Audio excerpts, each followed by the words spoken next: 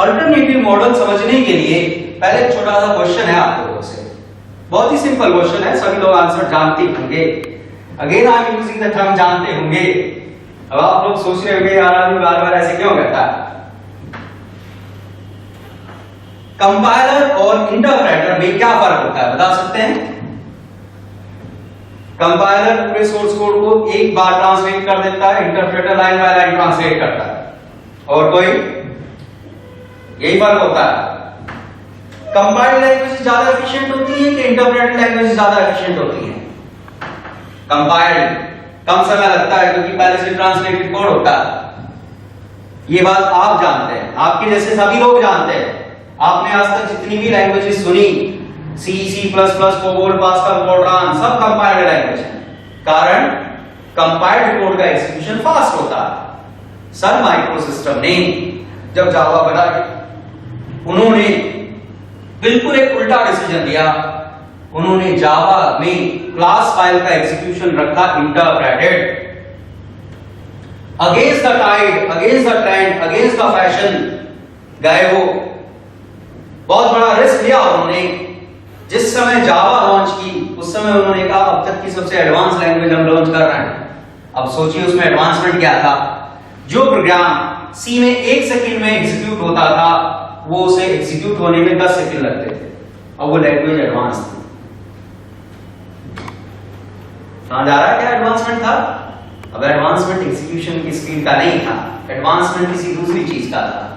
इतना बड़ा रिस्क लिया उन्होंने, फिर भी वो चीज कामयाब रही, यानी कि कुछ ना कुछ कारण रहा होगा। कंपाइलर और इंटरप्रेटर में एक बहुत बड़ा फर्क होता है जो आप लोग नहीं समझते हैं, जो सन माइक्रोसिस्टम के डिजाइनर्स समझते हैं। कंपाइलर का एग्जीक्यूशन से कोई लेना देना नहीं होता। वो आपके सोर्स कोड को ऑब्जेक्ट कोड में कन्वर्ट करता है एंड देन काम खत्म। अब आप उसे जो कन्वर्टेड कोड है उसे आप आज एग्जीक्यूट कराएं, कल एग्जीक्यूट कराएं, 10 साल बाद एग्जीक्यूट कराएं, इस मशीन पे एग्जीक्यूट कराएं या किसी दूसरी मशीन पे एग्जीक्यूट कराएं, कंपाइलर का उससे कोई लेना देना नहीं है। लेकिन अगर हम इंटरप्रेटर की बात करें, इंटरप्रेटर आपके सोर्स कोड, इंटरमीडिएट कोड और व्हाटएवर यू वांट टू से लाइन बाय लाइन रीड करता है, ट्रांसलेट करता है एंड देन एग्जीक्यूट कराता है। मींस इंटरप्रेटर का कंट्रोल होता है प्रोग्राम के एग्जीक्यूशन के ऊपर। सन माइक्रोसिस्टम को जावा के एग्जीक्यूशन को सिक्योर बनाने के लिए प्रोग्राम के एग्जीक्यूशन के ऊपर कंट्रोल चाहिए था। वो कंट्रोल उन्हें दिखा इंटरप्रेटर में, इसलिए उन्होंने इंटरप्रेटर ऑप्ट किया, जिससे जावा का एग्जीक्यूशन स्लो हो गया। अब वो स्लो वाली चीज उन्होंने समय के साथ सही कर दी। इनिशियली जब जावा आई थी तो जावा का एग्जीक्यूशन इंटरप्रेटेड था। आज जावा का एग्जीक्यूशन प्योरली इंटरप्रेटेड नहीं है। आज इंटरप्रेटर को रिप्लेस कर दिया गया है जस्ट इन टाइम कंपाइलर से, एक हाइब्रिड कंपोनेंट बनाया गया। अब यहां पर मैं टर्म यूज कर रहा हूं just in time compiler, JITC। Just in time compiler compiler और इंटरप्रेटर का मिक्सचर है। दोनों की चीजों को मिला के, दोनों की फीचर्स को मिला के अगर हम कुछ बनाए तो उसे जस्ट इन टाइम कंपाइलर कहा जाएगा। अब जस्ट इन टाइम कंपाइलर से परफॉर्मेंस कैसे इंप्रूव होता है फिर वो समझते हैं, फिर जावा को सिक्योर कैसे बनाया गया वो समझेंगे। मेरे पास मान लीजिए एक मेथड जिसे मैं 50 बार एग्जीक्यूट करा रहा हूं। अगर मैं प्योर इंटरप्रेटर यूज करूं तो 50 बार ट्रांसलेशन होगी। जस्ट इन टाइम कंपाइलर क्या करता है, सारे ऑब्जेक्ट कोड को एक बार ट्रांसलेट करके कैशे में रख देता है एंड देन फिर वहां से इंटरप्रेटर वाला काम शुरू होता है। वो एक एक लाइन को रीड करके एग्जीक्यूट करा देता है। ट्रांसलेशन एक बार होती है, चाहे एक बार एग्जीक्यूट कराएं चाहे 1000 बार एग्जीक्यूट कराएं, उससे परफॉर्मेंस इंप्रूव हो जाता है। अब सवाल आता है सन माइक्रोसिस्टम ने इंटरप्रेटर का क्या यूज किया और उन्होंने जावा को सिक्योर कैसे बनाया? वास्तव में उन्होंने 2 लेवल पे काम किया। इंटरप्रेटर दूसरे पार्ट के लिए जरूरी था। सन माइक्रोसिस्टम ने सबसे पहले सिक्योरिटी पॉलिसीज डिफाइन की। मींस आप ये समझिए रूल्स बनाए, कानून बनाए कि ये चीज लीगल है, ये चीज इलीगल है, ये चीज यहां होनी चाहिए, ये चीज यहां नहीं होनी चाहिए। और वो उन्होंने सिक्योरिटी पॉलिसीज अलग अलग प्लेटफॉर्म के लिए बनाया। मींस अगर आप एक प्रोग्राम बना रहे हैं और उसे अपने सिस्टम पे चला रहे हैं तो उसके पास ज्यादा एक्सेस परमिशंस होंगी, वो ज्यादा काम कर सकता होगा। वो आपके सिस्टम पे, आपके फाइल सिस्टम को एक्सेस कर सकता है, ड्राइव्स को एक्सेस कर सकता है, डायरेक्टरीज को एक्सेस कर सकता है। लेकिन वही प्रोग्राम जब नेटवर्क से डाउनलोड होकर किसी दूसरे की मशीन पे जाएगा उसकी मशीन पे वो फाइल सिस्टम को एक्सेस नहीं कर सकता, वहां उसके पास उतनी परमिशंस नहीं है। आप अपने सिस्टम पे प्रोग्राम एग्जीक्यूट करते हैं, आपका प्रोग्राम किसी भी सिस्टम से नेटवर्क कनेक्शन बना सकता है, लेकिन यही प्रोग्राम जब डाउनलोड होकर किसी दूसरे की मशीन पे जाएगा तो अब केवल सर्वर के साथ नेटवर्क कनेक्शन बना सकता है, किसी दूसरे के साथ नहीं बना सकता। इस तरह की उन्होंने सिक्योरिटी पॉलिसीज बनाई। उन्होंने देखा कहां लूप होल हो सकता है, कहां प्रॉब्लम क्रिएट की जा सकती है, उस सब को उन्होंने एड्रेस किया। अब क्या केवल कानून बनाने से चीजें सुधर जाती हैं? किससे सुधरती हैं? इंप्लीमेंटेशन से, कि उस कानून को कैसे इंप्लीमेंट किया जाता है। इंप्लीमेंटेशन वाले पार्ट के लिए पहला पार्ट था सिक्योरिटी पॉलिसी बना ली। अब था अगर कोई वो सिक्योरिटी पॉलिसी को ब्रेक कर रहा है तो उसे पकड़ लिया जाए, तुरंत ब्रेक ना होने दिया जाए। पॉलिसिंग की रिक्वायरमेंट थी, वो पॉलिसिंग की रिक्वायरमेंट इंटरप्रेटर वाले पार्ट से फुलफिल की गई।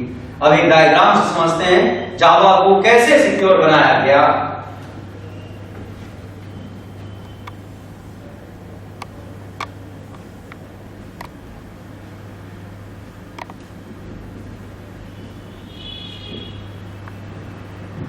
यहां पर देखिएगा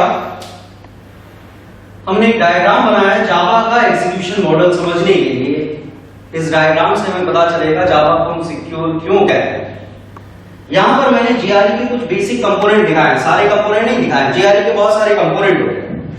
यहां एक कंपोनेंट है बाइट कोड वेरीफायर, इसका काम होता है क्लास फाइल को लोकेट करना और उसका फॉर्मेट चेक करना। यहां एक कंपोनेंट होता है क्लास लोडर, जिसकी जिम्मेदारी होती है क्लास को मेमोरी में लोड कराना। यहाँ एक कंपोनेंट है जस्ट इन टाइम कंपाइलर, जो आपकी क्लास की इंस्ट्रक्शंस को एक एक करके एग्जीक्यूट कराता है। यहाँ सिक्योरिटी पॉलिसीज होती हैं जो ऑथराइजेशन को रिप्रेजेंट करती हैं, जो ये बताती हैं कि किसी एक एनवायरनमेंट में कौन सी इंस्ट्रक्शन एग्जीक्यूट हो सकती है, कौन सी नहीं हो सकती। यहाँ पर क्लास लाइब्रेरीज होती है, यहाँ पर थ्रेड शेड्यूलर होते हैं, मेमोरी मैनेजर होते हैं, बहुत सारी चीज होती है, उनसे अभी हमारा कोई मतलब नहीं है। मान के चलते हैं किसी एक यूजर ने जेआरई से कहा कि मेरी ये पर्टिकुलर क्लास आप एग्जीक्यूट कराओ, तो जेआरई में सबसे पहले बाइट कोड वेरीफायर एक्टिव होगा, वो क्लास फाइल को लोकेट करेगा, उसका फॉर्मेट चेक करेगा। अगर फॉर्मेट सही है तो क्लास लोडर को कहेगा कि इस क्लास को लोड करा दो। क्लास लोडर उस क्लास को मेमोरी में लोड कराएगा and then just in time compiler से कहेगा ये क्लास लोड हो गई है, आप इसका एग्जीक्यूशन स्टार्ट करो। Just in time compiler class की एक एक इंस्ट्रक्शन फैच करेगा, हर एक इंस्ट्रक्शन के लिए सिक्योरिटी पॉलिसी चेक करेगा। इंस्ट्रक्शन को वो तभी एग्जीक्यूट होने देगा जब वो सिक्योरिटी पॉलिसी को सेटिस्फाई करती होगी। अब आप जावा में मैलिशियस प्रोग्राम लिख सकते हैं, कोशिश कर सकते हैं वायरस बनाने की, लेकिन उन्हें एग्जीक्यूट नहीं करा सकते, क्योंकि जस्ट इन टाइम कंपाइलर हर एक इंस्ट्रक्शन को चेक करता है। ये इंस्ट्रक्शन जो काम करना चाह रही है, क्या इस काम की इस एनवायरनमेंट में परमिशन है? परमिशन होगी तो ही होने देगा, परमिशन नहीं होगी तो नहीं होने देगा। बात समझ आ रही है? दोनों में कितना अंतर है? यहां पर दो चेकिंग हो रही है, validity and authorization. Non Java applications में केवल वैलिडिटी चेकिंग होती थी। इस मॉडल की वजह से जावा सिक्योर है, जावा सेफ है।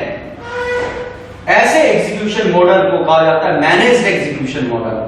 अब जो भी नई लैंग्वेजेस बन रही है, जैसे जावा के बाद डॉटनेट आया, उन्होंने भी यही मॉडल फॉलो किया। डॉटनेट में भी मैनेज्ड एग्जीक्यूशन होता है, वहां पर भी रन टाइम पे कंट्रोल होता है। अब यहां तक आपको समझ में आ जाना चाहिए कि जावा अगर ऑब्जेक्ट ओरिएंटेड है तो उसका क्या मतलब है, जावा अगर प्लेटफॉर्म इंडिपेंडेंट है तो उसका क्या मतलब है, और जावा अगर सिक्योर है तो उसका क्या मतलब है। यहां पर हमने बेसिक टर्म्स खत्म कर दी हैं।